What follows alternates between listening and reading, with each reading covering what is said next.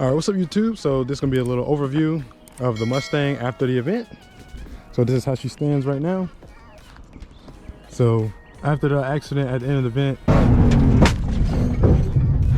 both the headlights ejected off of the car. Ejectocito, cuz! Like literally the tabs are still there. Even the wiring and plugs were still there. The wiring and plugs were so strong that they literally ripped the bulbs out of the headlights, which is crazy. As well, here's the angle, of course. Everything's nice and solid still. The arms, everything's good. Great angle.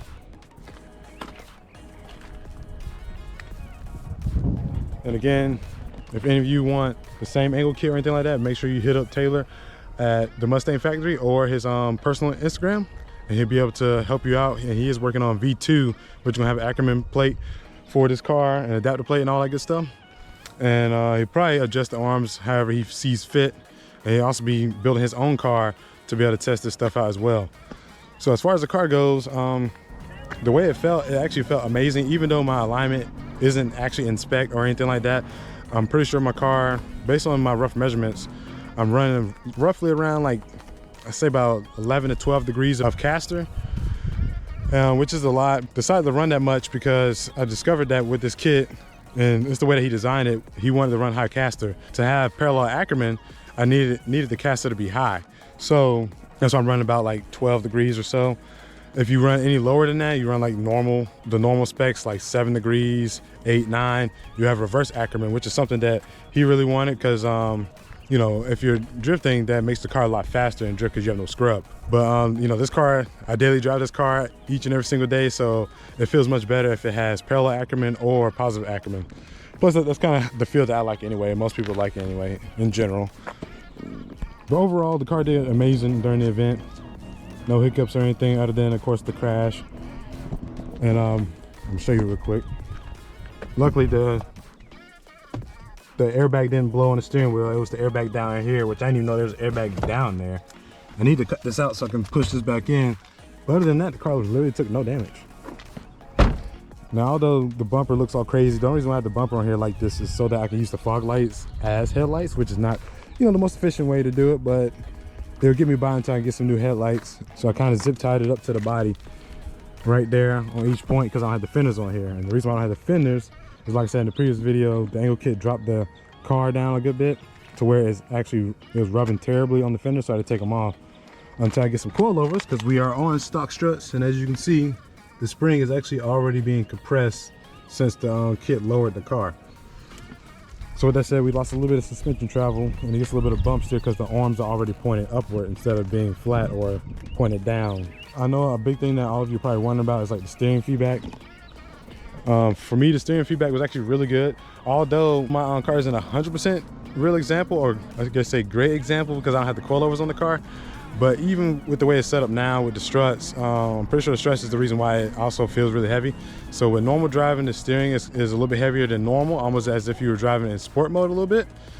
And when you're drifting, the steering, it doesn't get light, it actually gets even heavier. The more and more you turn, the heavier it gets, and it gives you more steering feedback. It gets really firm, which me personally I actually like that feel, because that's kind of the way that I set up my sim drifting rig, where all the cars, they feel really firm with the steering. I want good feedback so I can actually understand what the car is doing, and this kit definitely gives you that. Way better steering feedback and way more predictability than the factory setup for sure. And as you can see from the video, this thing was ripping. This thing was a different car.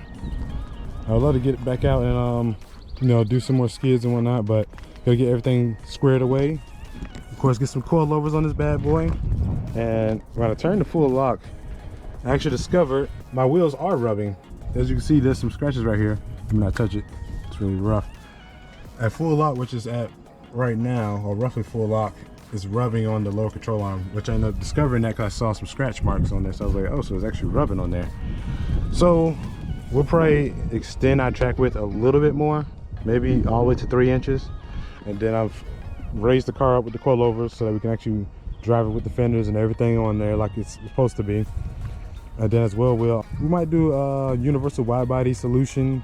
Probably gonna go with the Monster Service universal wide body flares, which they actually look like, you know, legit wide body flares versus those little thin, little slap-on flares that you usually see.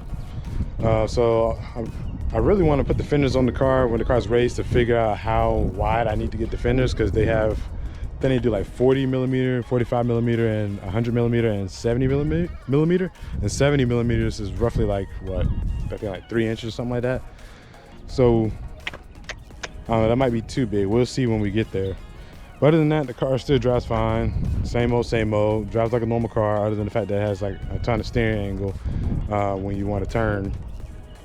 And then on top of that, the steering does get heavier a lot sooner because of the weight jacking. Because I don't know if any of you ever noticed, but this car has a lot of weight jacking. Even from the factory, it has a lot of weight jacking, where when you turn, the wheel gains so much positive camber and caster that it ends up lifting up the front of the car. So therefore, the weight of the car is being lifted up and putting pressure on that front lead wheel. Let's say if you have like a decent amount of grip on the rear, it would actually end up picking up the trail wheel and compressing the rear, forcing the rear tires down into the ground, give you more grip.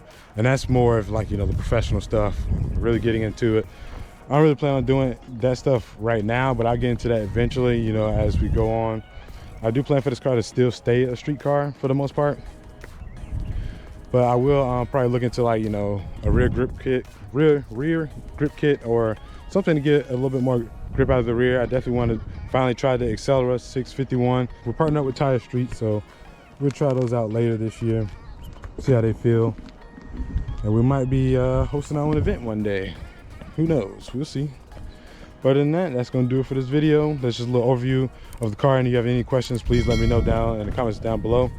More than happy to answer those questions. I'll see you guys in the next one.